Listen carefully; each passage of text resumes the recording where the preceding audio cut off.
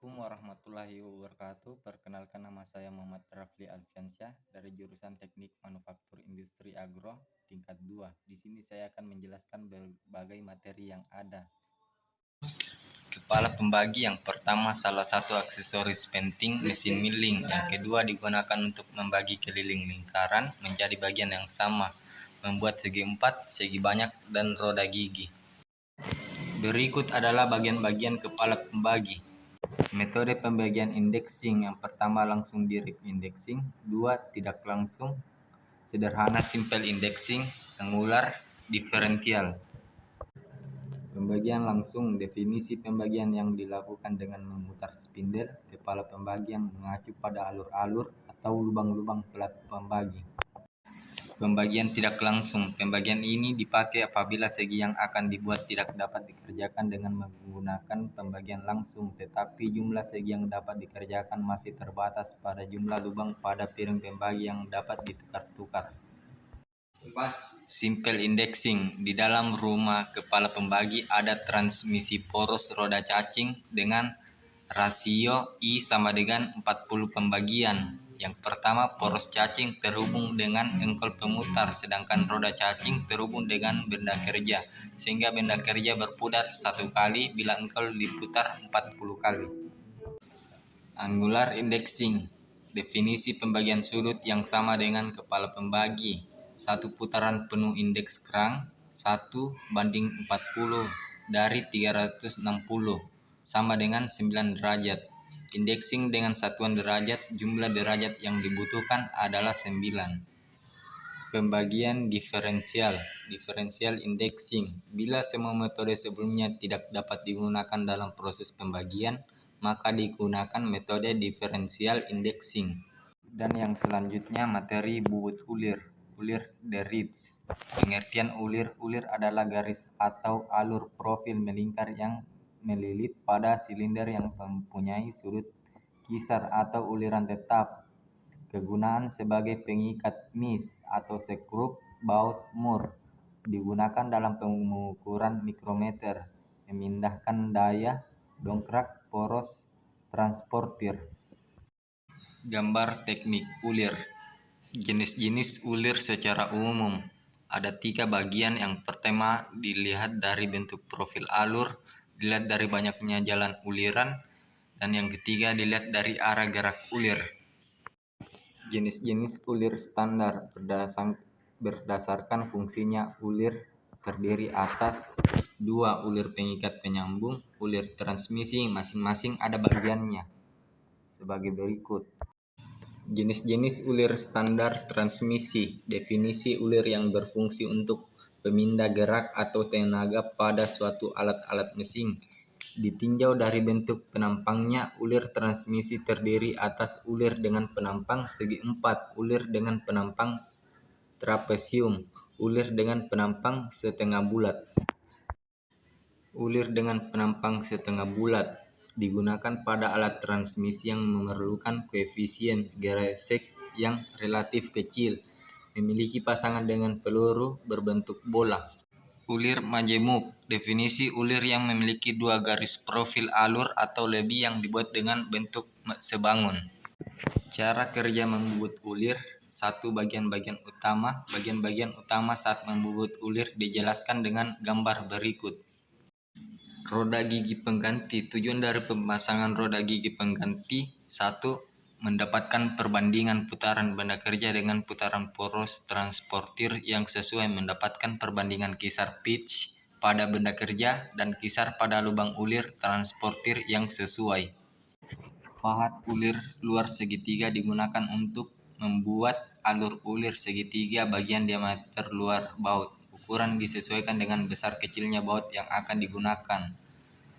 Pahat ulir dalam segitiga digunakan untuk membuat alur ulir segitiga bagian diameter dalam mur. Ukuran disesuaikan dengan besar kecilnya mur yang akan dibuat. Cara pemasangan: yang pertama, diatur setinggi senter. Ketegak lurusan posisi pahat terhadap sumbu benda kerja diatur dengan menggunakan alat bantu mal ulir. Kedua, ketegak lurusan posisi pahat terhadap sumbu benda kerja diatur dengan menggunakan alat bantu mal ulir. Proses pembentukan alur ulir luar segitiga pertama-tama dilakukan pemotongan awal untuk memeriksa kisar yang terbentuk dari pengaturan pasangan roda gigi dan tuas-tuas pengatur pada proses penguliran. Kedua, kecepatan putar mesin pada proses pembubutan ulir. N sama dengan 1/3 kurang 1/2 dari putaran normal tergantung keahlian operator. Metode pemotongan. Metode pemotongan tegak lurus digunakan untuk membubut bahan benda kerja rapuh seperti kuningan besi tuang. Jenis suaian feed ada 3 jenis suaian: suaian longgar, suaian pas, suaian paksa. Posisi daerah toleransi. Posisi daerah toleransi baik untuk lubang maupun poros depan terletak di atas maupun di bawah garis nol. Pada gambar selanjutnya akan diperlihatkan posisi daerah toleransi poros beserta notasi-notasi yang akan menunjukkan penyimpangannya. Sistem suaian. Untuk menentukan jenis suaian berdasarkan posisi daerah toleransi, maka kita harus memilih 2 sistem suaian yang akan digunakan. Sistem suaian berbasis lubang, sistem suaian berbasis poros. Suaian feed berdasarkan posisi daerah toleransi. Suaian longgar. Daerah toleransi lubang selalu terletak di atas toleransi poros. Suaian pas, daerah toleransi lubang dan daerah toleransi poros berpotongan. Yang ketiga, suaian paksa. Daerah toleransi lubang selalu terletak di bawah daerah toleransi poros. Materi membubut tirus. Pokok pembahasan, definisi dan fungsi tirus, jenis-jenis ketirusan, ukuran ketirusan, metode pembubutan tirus. Definisi tirus: benda kerja berbentuk kerucut dengan penampang lingkaran di mana terjadi perubahan diameter yang seragam ketika diukur sepanjang sumbunya. Fungsi ketirusan: menyediakan metode yang cepat dan akurat untuk meluruskan bagian-bagian pada mesin. Menyediakan metode yang mudah dalam suatu pengikatan. Penggunaan sarung perantara, sleeve, tangkai mata bor, kopling, pasak penah, dan lain-lain. Jenis-jenis ketirusan pada mesin berdasarkan fungsinya. Menurut Asosiasi Standar Amerika, self-holding taper, self-releasing taper. Self-holding taper memiliki suaian sesak antara komponen tirus yang saling berpasangan akibat dari sudut ketirusan yang kecil. 2, sangat sulit untuk dilepas dari pasangannya. 3, jenis tirus biasanya Morse taper, Yarno, Jacobs, Brown, dan Sharp. Membubut dalam. Pokok pembahasan, definisi dan jenis-jenis pekerjaan bubut dalam. Perlengkapan pembubutan dalam, prosedur pembubutan dalam. Definisi: membubut dalam adalah pekerjaan memotong material bagian dalam berlubang dengan tujuan memperbesar diameter lubang ataupun pembuatan alur ulir dalam lubang. Jenis-jenis operasi bubut dalam: membuat diameter dalam, membuat alur dalam, membubut ulir dalam. Membubut diameter dalam. Definisi: membubut diameter dalam adalah pekerjaan memotong material dengan cara memperbesar ukuran diameter lubang yang sudah ada pada ukuran tertentu dengan menggunakan pahat bubut dalam. Fungsinya ada 3: untuk memperbesar lubang, untuk mempersiapkan pembuatan bakalan ulir dalam, untuk pembuatan pasangan suaian, poros, dan lubang.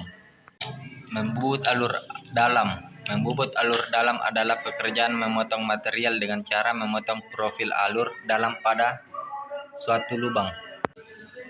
Definisi: membubut alur dalam adalah pekerjaan memotong material dengan cara memotong profil ulir dalam lubang. Adalah materi yang saya jelaskan. Jika ada kekurangan dari materi-materi yang saya jelaskan, mohon dimaafkan. Wassalamualaikum warahmatullahi wabarakatuh.